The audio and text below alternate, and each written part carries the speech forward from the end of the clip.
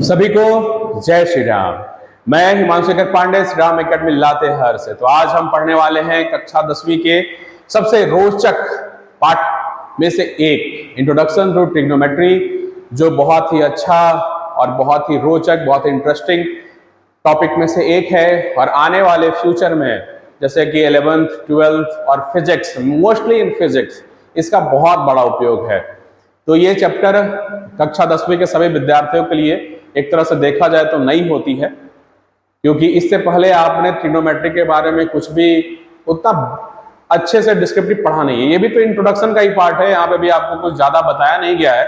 एक तरह का इंट्रोडक्शन है आपको, और ट्रिग्नोमेट्री को गेट टुगेदर करने का एक प्रोग्राम है क्लास 10th।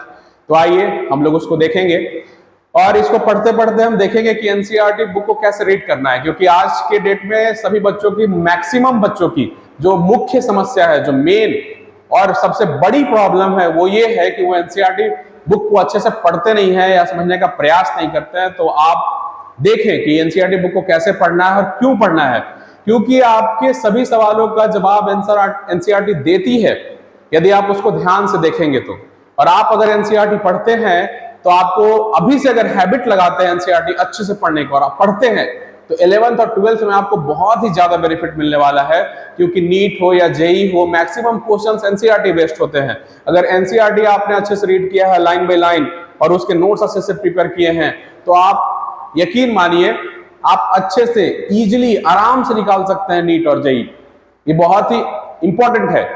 तो आइए देखें, तो हमारे टॉपिक का नाम है इंट्रोडक्शन टू ट्रिग्नोमेट्री, और इस ट्रिग्नोमेट्री वर्ड को हिंदी में क्या कहते हैं, तो हिंदी में कहते हैं त्रिकोणमिति। तो त्रिकोण का यहाँ पे अर्थ है त्रिभुज, और मिति का अर्थ है मापन। त्रिभुज का मापन, चाहे भुजा के आधार पर हो चाहे कोण के आधार पर हो।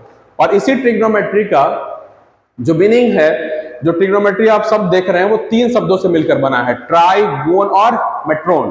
ट्राई का अर्थ होता है 3, गोन का मतलब होता है या अर्थ होता है या मीनिंग होता है क्या, साइड्स, और मेट्रोन का मेजरमेंट।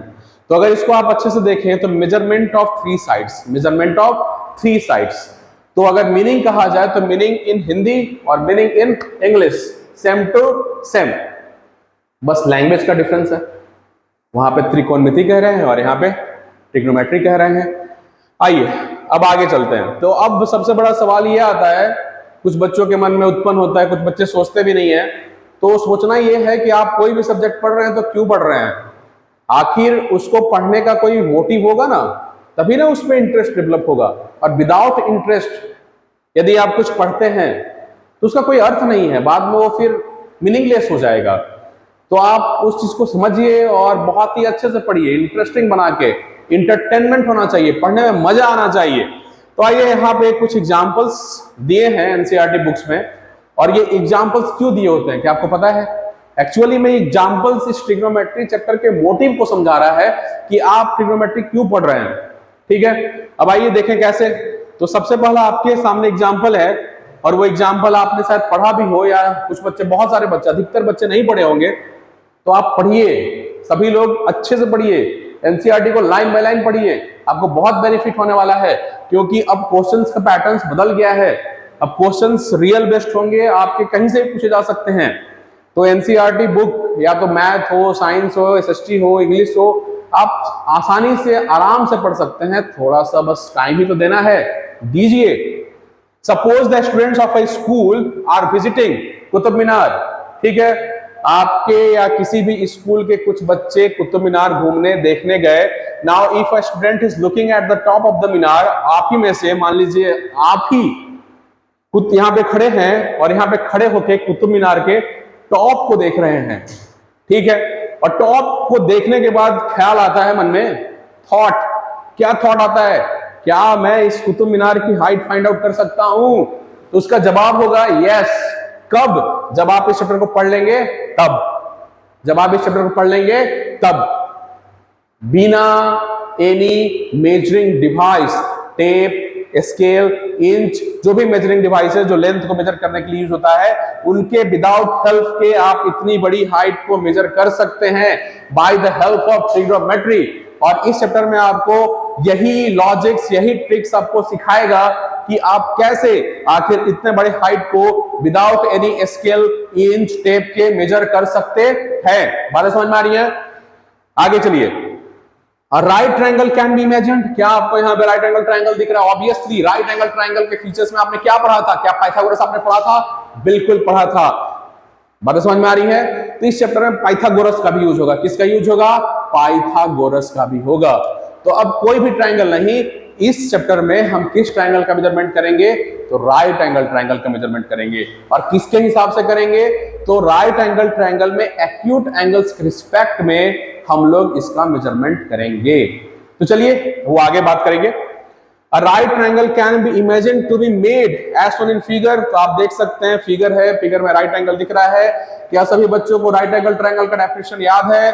अगर नहीं याद है तो राइट एंगल ट्रायंगल का मेजरमेंट कितना डिग्री के बराबर होता है? कोई भी ट्रायंगल जिसको आप राइट एंगल ट्रायंगल बोल सकते हैं, तो उसके लिए क्या इंपॉर्टेंट है? मेजरमेंट। मेजरमेंट कितना डिग्री होना चाहिए? 90 डिग्री होना चाहिए।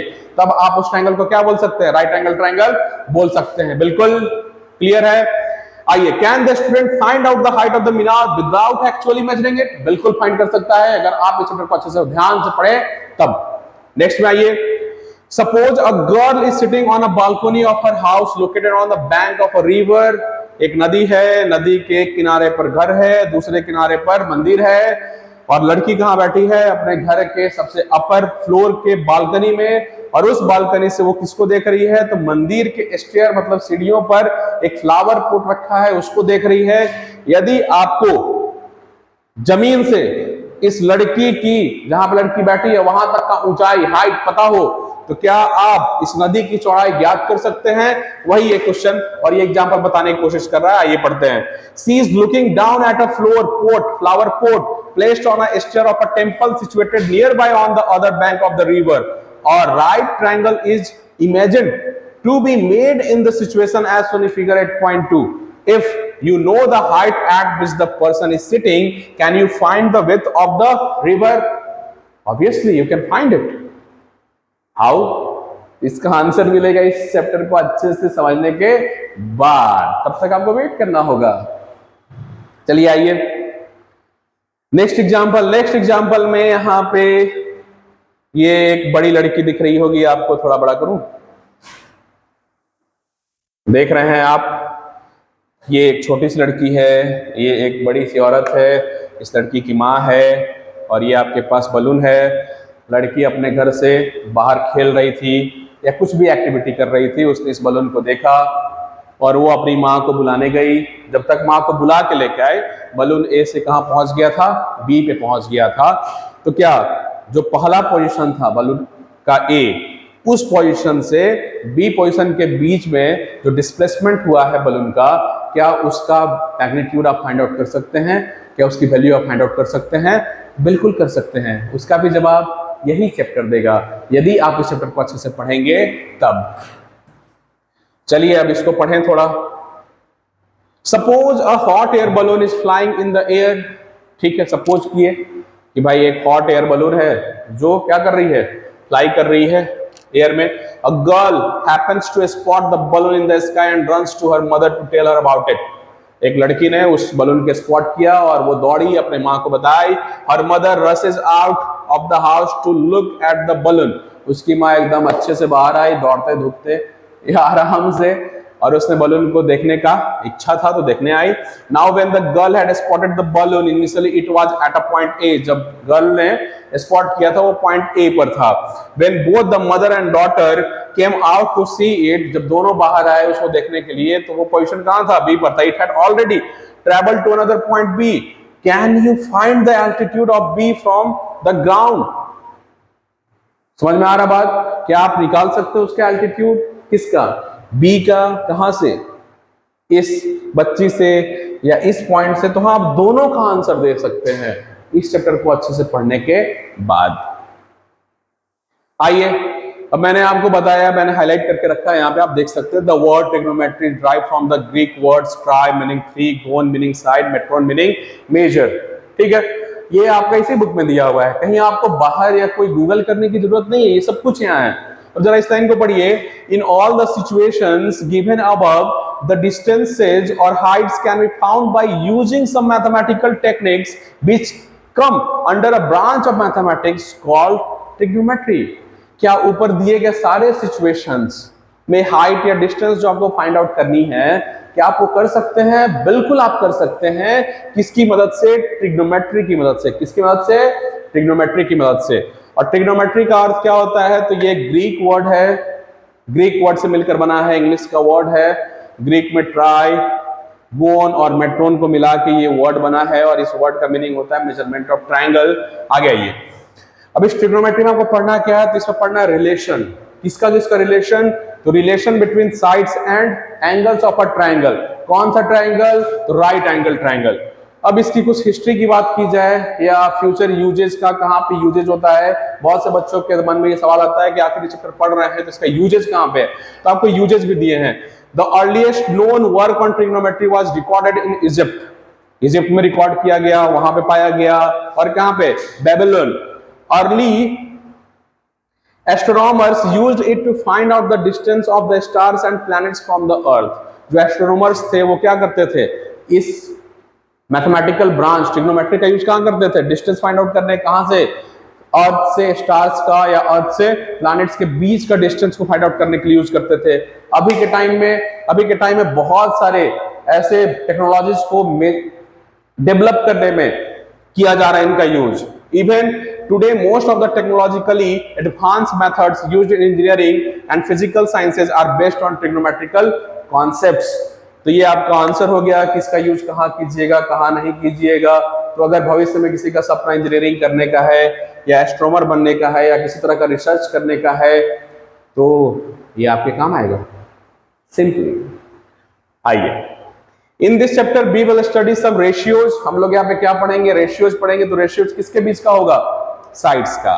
Of the right angle triangle with respect to its acute angles. ठीक है, अब रिस्पेक्ट टू एक्यूट एंगल्स कहने का क्या मतलब? हम लोग यहाँ पढ़ेंगे सम रेशियो ऑफ साइड्स। साइड्स का पढ़ेंगे रेशियो किसके रिस्पेक्ट में? तो एक्यूट एंगल के रिस्पेक्ट में। अगर इस फिगर को आप देखें तो ये एक राइट एंगल ट्रायंगल है एबीसी, इसमें बी 90 डिग्री का मेजरमेंट है और ए और जो सी बचा हुआ जो एंगल है उसको आप क्या बोलिएगा? एक्यूट एंगल बोलिएगा।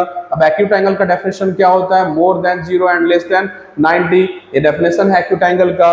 तो अगर यही 90 है तो क्या ये 90 से कम होगा या ये 90 से कम होगा? बताइए। बिल्कुल होगा, क्योंकि आपने एक थ्योरम पढ़ा था। क्या पढ़ा था? Angle sum property of triangle, जिसमें तीनों एंगल का सम कितना होता है? किसी भी ट्रायंगल के तीनों एंगल का सम 180 डिग्री होता है, और इसमें एक एंगल ऑलरेडी 90 डिग्री है। तो जो बचे हुए दो एंगल्स होंगे ए और सी, इनका सम कितना होगा? 90 होगा।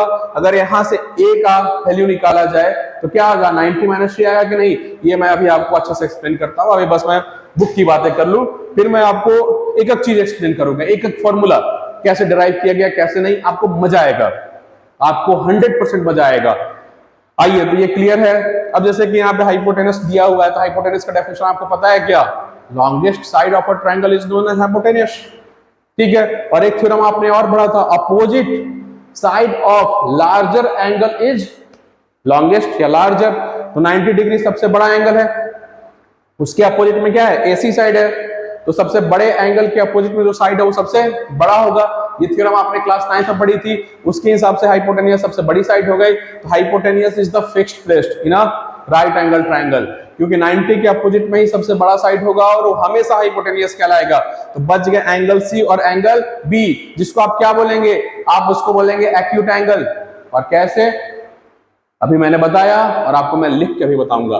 ठीक है, तो यहां पे हम लोग क्या करेंगे? In this chapter we will study some ratios of the sides of right angle triangle with respect to its acute angles called trigonometric ratios of the angle. यहां तक क्लियर है? We will restrict our discussion to acute angles only. हम इस chapter में अपने discussion को कहां तक रिस्ट्रिक्ट करके रखेंगे? एक्यूट एंगल्स तक रिस्ट्रिक्ट करके रखेंगे, उसके आगे हमको नहीं बढ़ना है। बातें समझ में आ रही हैं? However, these ratios can be extended, जबकि हम लोग उस रेशियो को आगे बढ़ा सकते हैं 0 to 180, उससे भी आगे तक कर सकते हैं। लेकिन इस बुक में आपको कहां तक ले जाना है? 0 डिग्री टू 90 डिग्री तक। ठीक है। We will also define the trigonometric ratios for angles of measure 0 degree and 90 degree. ये बातें क्लियर है, ये सब कुछ यहाँ पे लिखा हुआ है, एक एक चीज जो आपकी जरूरत है, जो आपको चाहिए, जो क्वेश्चंस आपके माइंड में डेवलप हो सकते हैं, उन सबका आंसर यहाँ पे है। बस आप थोड़ा ध्यान दीजिए और बकायदा आराम से लाइन बाय लाइन पढ़िए। आइए, we will calculate trigonometric ratios for some specific angles and establish some identities involving these ratios called trigonometric identities। अब आपको यहां पर trigonometric ratios के बारे में बताया जाएगा, ठीक है, क्या होती हैं। तो इसको मैं आपको अगले वीडियो में एक्सप्लेन करता हूं बहुत ही अच्छे से, कमाल का मजा आएगा आपको। तब तक के लिए जय श्री राम। अगला वीडियो जरूर देखें। जय श्री राम।